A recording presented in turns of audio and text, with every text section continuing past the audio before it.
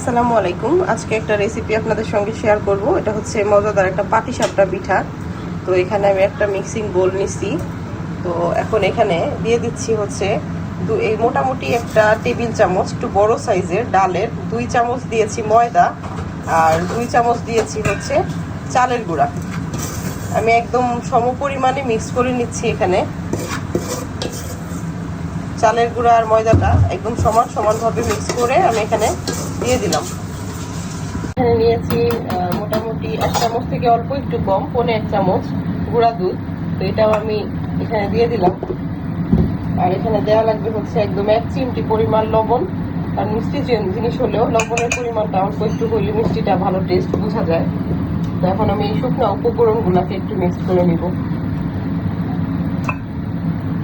চিনি নিয়েছি মোটামুটি 1.5 চামচের মতো। যতটুকু গুঁড়া দুধ নিয়েছিলাম ঠিক ততটুকু পরিমাণ চিনি নিয়েছি। এখানে একদম মিক্স করে নিছি।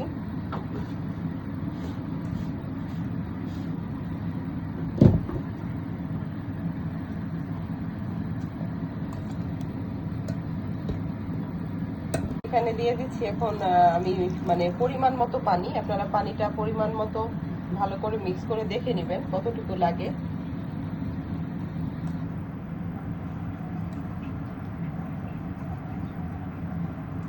এটাকে একদম ভালোভাবে হাত দিয়ে এখন একটু চটকে তারপর আমি হচ্ছে আবার পানি দিয়ে এটাকে ডোটা তৈরি করে নিব। ডোটা এই যে সুন্দরভাবে তৈরি করছি, আর হচ্ছে এটা রেস্টে রাখছি কিছু সময়। এখন প্রায় অনেক সময় এটা রেস্ট হয়ে গেছে। তো এদিকে আমি হচ্ছে এই যে একটা প্যানে লিকুইড দুধ, 1 কেজি লিকুইড দুধকে একদম ঘন ঘন করে নেড়ে একদম ঘন করে নিচ্ছি। আর এখানে কনডেন্স মিল্ক আছে, তো কনডেন্স মিল্কটাও দুধের সাথে মিক্স করে নিতেছি। আমি হচ্ছে খুব সুন্দরভাবে খেজুরের গুড় কিছুটা এই যে একটু গলায় নিছি এখানে বাটিতে। তারপর হচ্ছে এখানে হচ্ছে চালের গুঁড়া একটুখানি অল্প একটু নর্মাল টেম্পারেচারের পানির সাথে একটু মিক্স করে নিছি অল্প একটু। আর এখানে কাস্টার্ড পাউডার আছে, কাস্টার্ড পাউডারটাও আমি এখানে একটু ইউজ করবো ফ্লেভারের জন্য। আর এই যে গুঁড়া দুধ। তো সবগুলো উপকরণ এখানে যা যা লাগবে সবকিছু নিয়ে নিলাম। এদিকে কনডেন্স মিল্কটা দিয়ে দিচ্ছি দুধের সাথে একদম মিক্স করে। তো এখানে যে একটু গুড় নিয়ে নিয়েছি। তো একদম আপনাদের স্বাদ মতো মিষ্টিটা হচ্ছে এখানে করবেন। অনেকে খেজুরের গুড়টা গলায় নেয়, আমি ডাইরেক্ট এখানে খেজুরের গুড়টা একদম ইউজ করতেছি। এখন এটাকে একটু নেড়ে মিক্স করে নিব একদম দুধের সঙ্গে সুন্দরভাবে।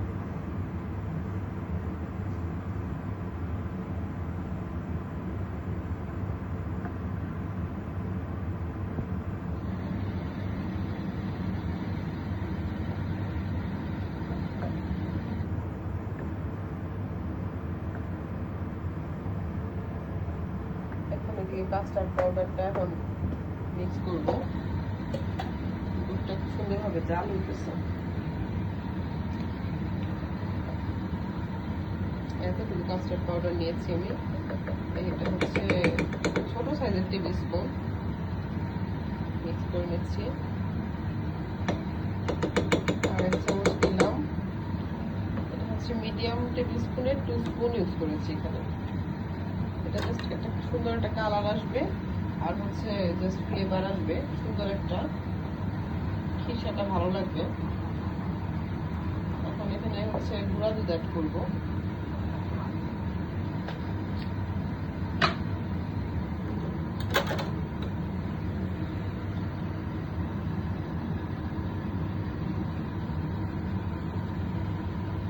এখানে একদম উঁচু করে 1 টেবিল স্পুন দিয়েছি, আর 1 টেবিল স্পুন দিয়ে দিব। 2 টেবিল স্পুনের মতো অ্যাড করেছি। এখন খুব ভালোভাবে মিক্স করে নিব।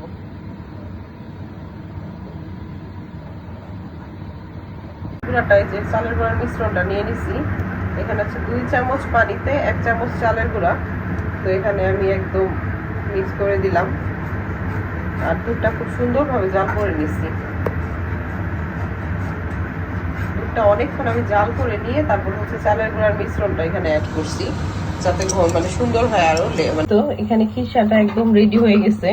দেখেন কেমন ঘন হয়েছে। আমি আর লাস্টে নামানোর টাইমে আর দেখাতে পারি নাই। আমি এটা হলো একটু ফ্রিজে রেখে একটু সেট করে নিছি, যাতে একদম সুন্দর মানে একটা মানে থিকনেস আসে এই আর কি। এই যে দেখেন মিষ্টিটা চেক করে নিছি, মিষ্টিটা সবাই সবার স্বাদ অনুযায়ী চেষ্টা করবেন দিতে। আর এখানে যে এই গোলাটাও মানে রেস্টে রাখছিলাম, এটাও অনেক সময় এই যে এরকম একটা ঘনত্ব আসছে। এটা অনেক বেশি মানে ঘন না, আবার অনেক বেশি পাতলাও না, এই টাইপের একটা ঘনত্ব আসছে এটা। তো এখন এখানে একটা ফ্রাই প্যান বসাই দিছি, এখানে একটুখানি ঘি ব্রাশ করে নিব। ঘি ব্রাশ করে নেওয়ার কারণ যাতে তলাটা না লেগে যায়।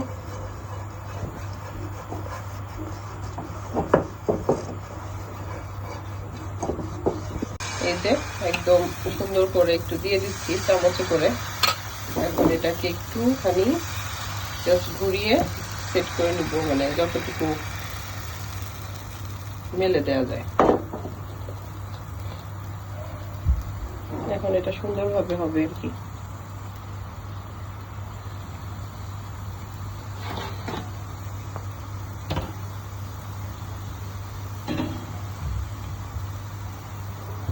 প্রায় হয়ে আসছে।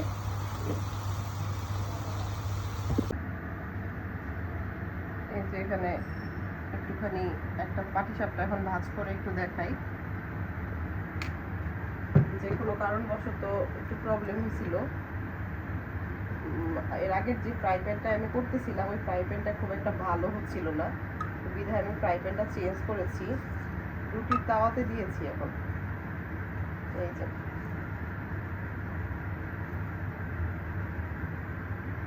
এই তো আমাদের পাটিসাপটা পিঠাগুলা হয়ে গেছে, সুন্দর হয়েছে পিঠাগুলা, অনেক মসৃণ হয়েছে।